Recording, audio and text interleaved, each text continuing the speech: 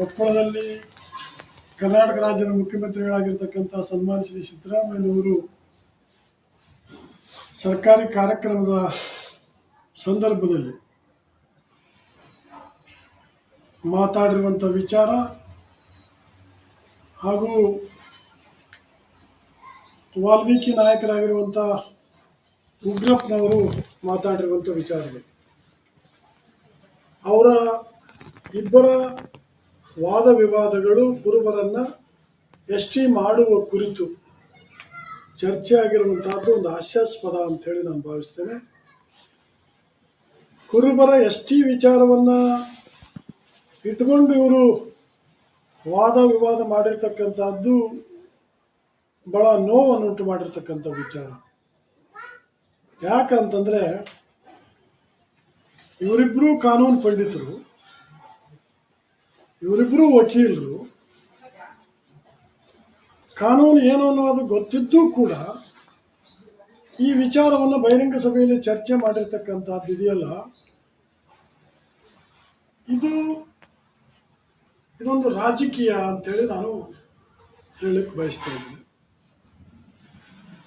ಯಾವುದೇ ಸಮಾಜವನ್ನು ಎಷ್ಟಿಗೆ ಸೇರಿಸಬೇಕಾದ್ರೆ ರಾಜ್ಯ ಸರ್ಕಾರಕ್ಕೆ ಅಧಿಕಾರ ಇಲ್ಲ.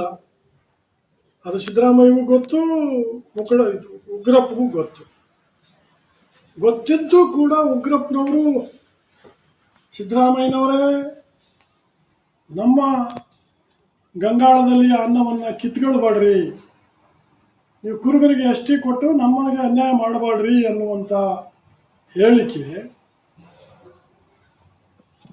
ಇದು ನಾಯಕ ಜನರನ್ನು ಮೆಚ್ಚಿಸುವಂಥ ಹೇಳಿಕೆ, ಒಂದು ಹಾಸ್ಯಾಸ್ಪದ ಹೇಳಿಕೆ.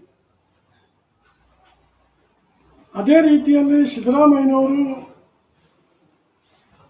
ಉಗ್ರಪ್ಪನಿಗೆ ಉತ್ತರ ಕೊಡುವಂಥ ಸಂದರ್ಭದಲ್ಲಿ, ಉಗ್ರಪ್ಪ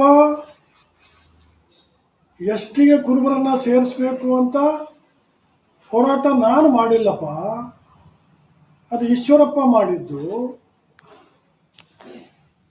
ಅದನ್ನು ಬಸವರಾಜ ಬೊಮ್ಮಾಯಿ ಅವರು ಸರ್ಕಾರ ಶಿಫಾರಸು ಮಾಡಿದ್ದು, ನಾನಲ್ಲ ಅನ್ನುವಂಥ ಕೀಳರಿಮೆಯ ಹೀನ ಭಾವನೆಯಿಂದ ಉತ್ತರ ಕೊಟ್ಟಿರ್ತಕ್ಕಂಥದ್ದು ಇದೆಯಲ್ಲ,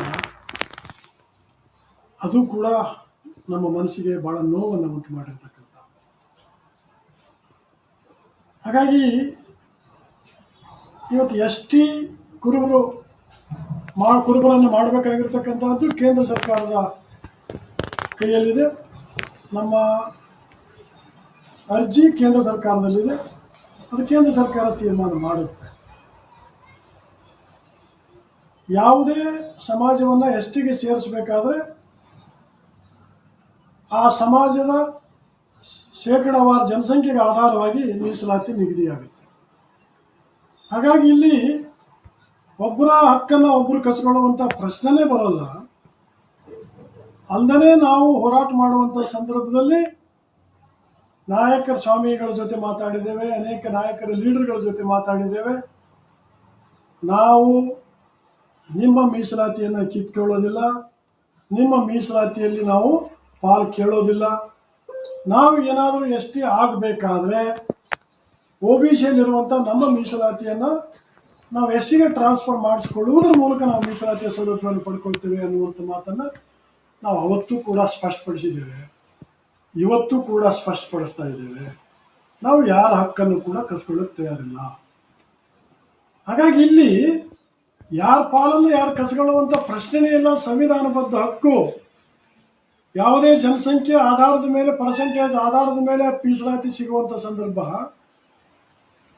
ಭಾರತ ದೇಶದ ಉತ್ತರ ಭಾಗದ ಅನೇಕ ರಾಜ್ಯಗಳಲ್ಲಿ 80% ಮೀಸಲಾತಿ ಇರುವಂಥದ್ದನ್ನು ನಾವು ಕಾಣ್ತಕ್ಕಂಥದ್ದು.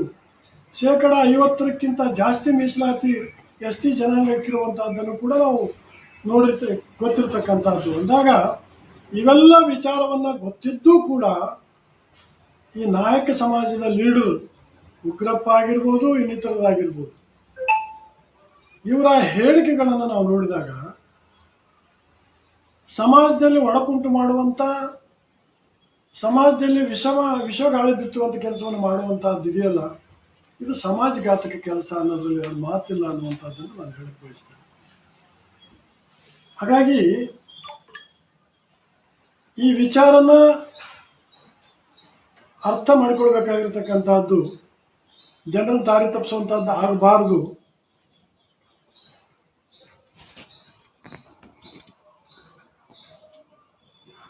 ಇದನ್ನ ಇಷ್ಟಕ್ಕೆ ಬಿಡ್ತೀನಿ.